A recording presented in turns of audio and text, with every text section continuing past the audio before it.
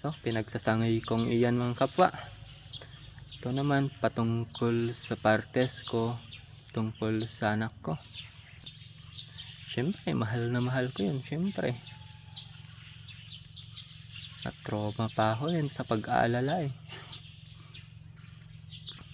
So, di naman nila ako sinisiraan patungkol sa anak ko.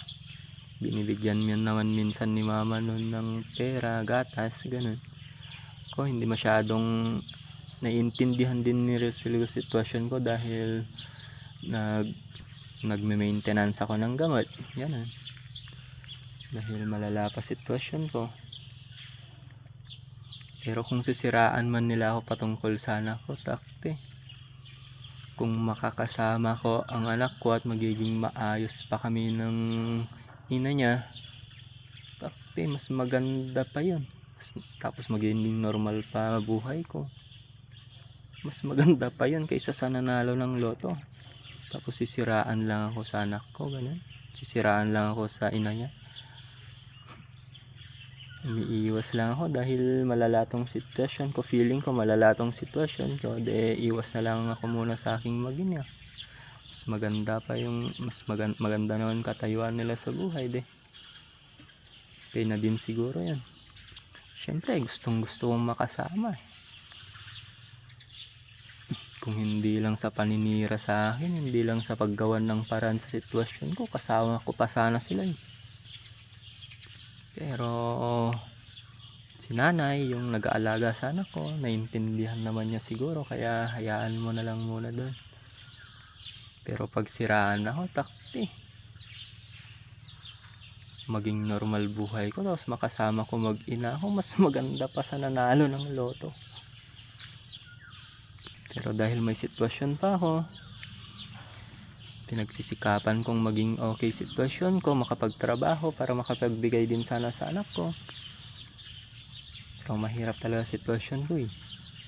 So kung sisiraan man ako sa anak ko, takte. Normal lang dahil anak naman namin. Wala naman akong ibang babae.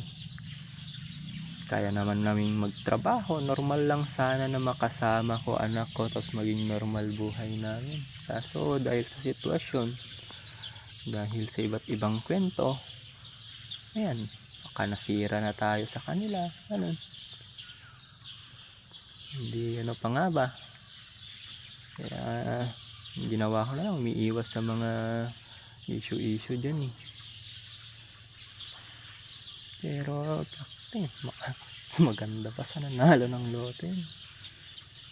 Maging normal buhay ko, tapos makasama ko mag-ina. Kaya naman namin buhay, isa pa lang anak namin.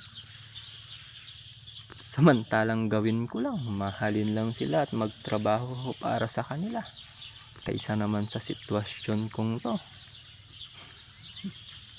Kay lala. Kaya kung naging kasama ko lang yung mag-ina, sabay kaming sasayaw ng bata yun, kakanta kami ng bata, sabay kaming maglalaro nun. Pero dahil ganito sitwasyon natin, hindi natin magagawa syempre. Kaya buti naiintindihan pa ni nanay dun eh. Pero pag merong nang sisira talaga, nang sisira lang talaga sila. Ewan ko na patungkol na din siguro sa sitwasyon para kawawain tayo at siraan. Kasi nga sabi ko, kaya naman namin magtrabahong dalawa. Kaya naman sanang masustensyahan. Isa pa lang anak namin. Malakas pa kami magtrabaho. Simple lang din sana. So sitwasyon lang talaga tong pangit yung sitwasyon natin na ewan kung anong nangyayari. So ayun, papadyos ko na lang lahat. Kung makasama ko mag-ina ko, maging normal buhay ko, sobrang salamat sa Diyos.